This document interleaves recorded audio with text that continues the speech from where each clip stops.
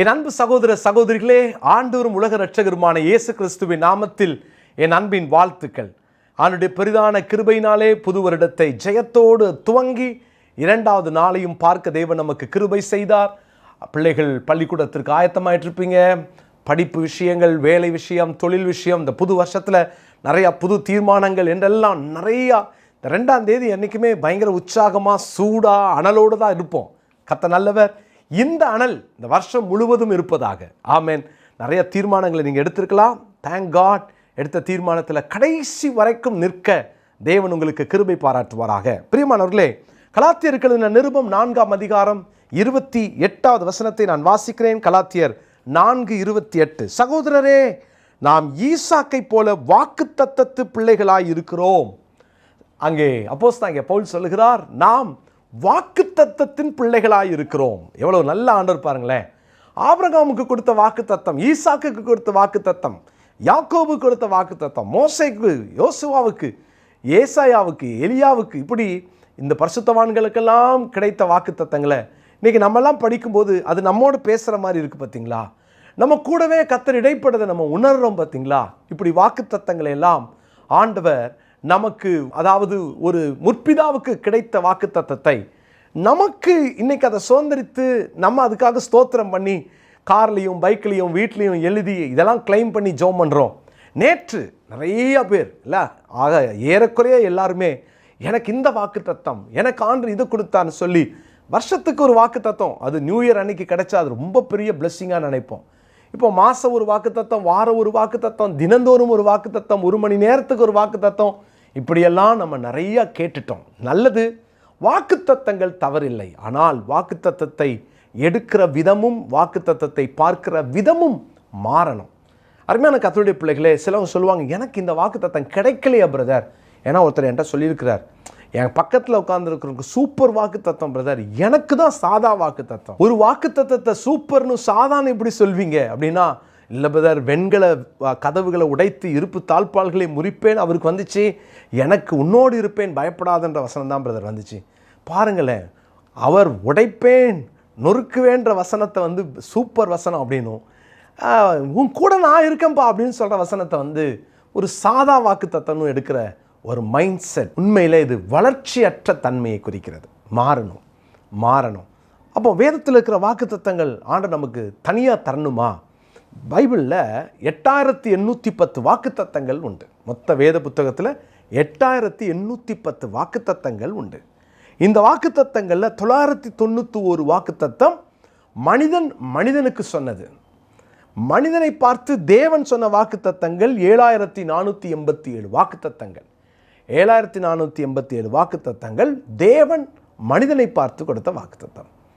என்னைக்கு இயேசு கிறிஸ்துவ சொந்த இரட்சகராக ஏற்றுக்கொண்டோமோ அன்னைக்கு வேதத்தில் இருக்கிற அத்துணை வாக்குத்தத்தங்களுக்கும் நாம் ஈசாக்க போல நம்ம சுதந்திரவாளிகள். மறந்துடாதீங்க.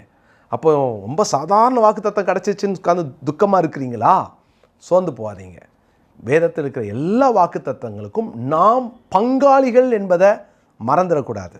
எபேசியருக்கு எழுதின நிருபம் 3ஆம் அதிகாரம் 3வது வசனத்தை நான் படிக்கிறேன். எபேசியர் 3:3. அதென்னவெனில், புறஜாதிகள் சுவிசேஷத்தினாலே உடன் சுதந்திரருமாய் ஒரே சரீரத்துக்குள்ளானவர்களுமாய் கிறிஸ்துவுக்குள் அவர் பண்ணின வாக்குத்தத்தத்துக்கு உடன் பங்காளிகளுமாய் இருக்கிறார்கள் என்கிற இந்த ரகசியத்தை அவர் எனக்கு வெளிப்படுத்தி அறிவித்தார். அப்போ வாக்குத்தத்தங்களுக்கு உடன் பங்காளிகள் நம்ம எல்லாம் யார்? யூதர்களா?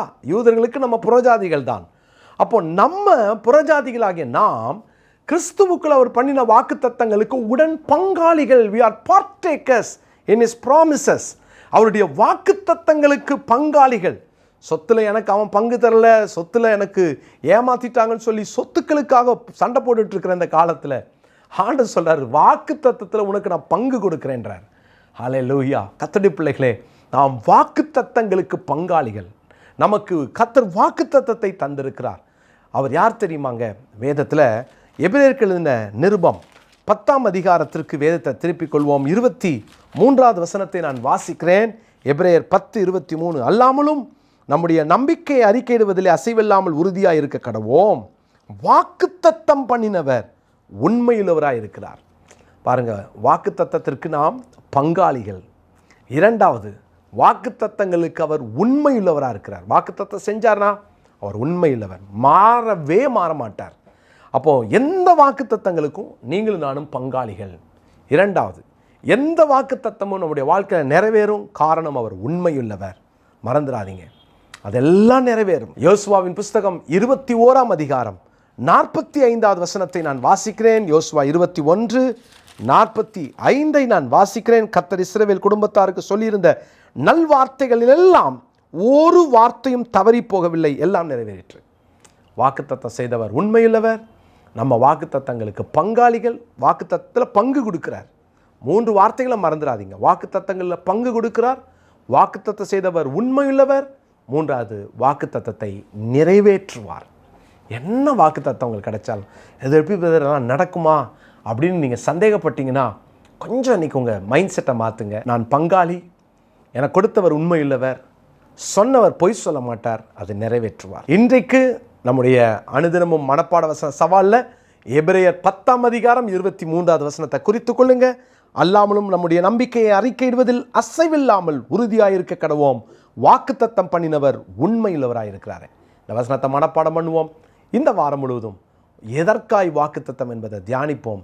கர்த்தர் நம்மை ஆசீர்வதிப்பார். ஜெபிக்கலாமா? நல்ல தகப்பனே, நீர் கொடுத்த வாக்குத்தத்தங்களுக்காய் ஸ்தோத்திரம். வாக்குத்தத்தங்களுக்கு நாங்கள் பங்காளிகள். வாக்குத்தத்தம் செய்தவர் உண்மையுள்ளவர். ஆண்டவரே, வாக்குத்தத்தம் செய்து அதை நிறைவேற்றுகிறவர். இந்த அற்புதமான அனுபவங்களுக்காய் நன்றி செலுத்துகிறோம். நாங்கள் ஒவ்வொரு வாக்குத்தத்தத்துக்கும் எங்களை ஆயத்தப்படுத்தி கொண்டு, எங்களை தகுதிப்படுத்தி கொண்டு, அவைகளை சுதந்திரித்துக் கொள்ள எங்களை ஒப்புக் கொடுக்கிறோம். தொடர்ந்து இந்த நாள் முழுவதும் இந்த பிள்ளைகளுக்கு உடைய கிருபை நாள் தாங்குங்க. அளவில்லாத உங்கள் கிருபையை தாங்க.